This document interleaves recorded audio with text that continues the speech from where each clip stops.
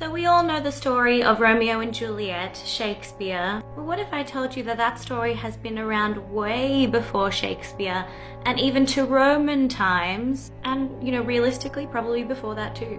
Shakespeare actually gives this away in one of his other plays.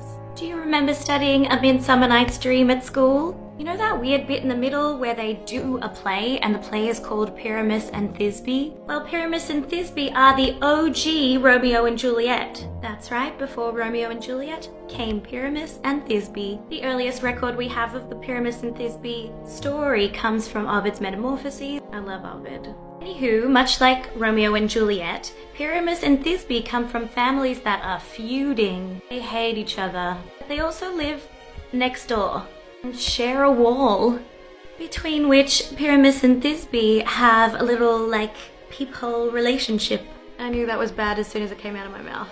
Anyway, they converse and whisper to each other through a wall for long enough to fall in love. And one day they just decide to defy their parents and they're going to meet. Why does the pace of this feel like a dating app? Hey, do you want to meet?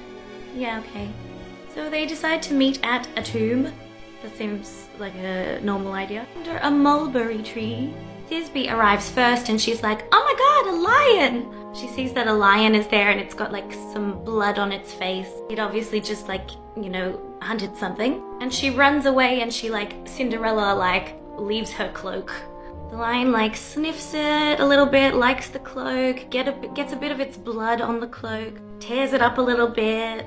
Then Pyramus arrives and he's like, oh my god, that's Thisbe's cloak and it's all shredded up and covered in blood. Some wild beast must have taken her. And he unalives himself by stabbing himself with a knife. Meanwhile, Thisbe is off hiding somewhere and she's like, oh, I can't wait to tell Pyramus what happened. I saw a lion. And she gets there and she sees that Pyramus is deady bones. So she gets the same knife and stabs herself. Exactly like Romeo and Juliet. I found this mosaic and it's so cute.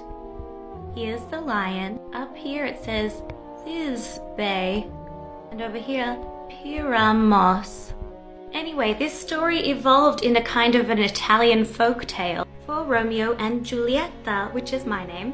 And that folk story was then adapted into Shakespeare's Romeo and Juliet. But it was written down several times before that in Italian and then in English, and then Shakespeare came and did it. So Shakespeare really doesn't deserve credit for this story. It was already a very well-known and popular folk tale, and before that, it was a myth.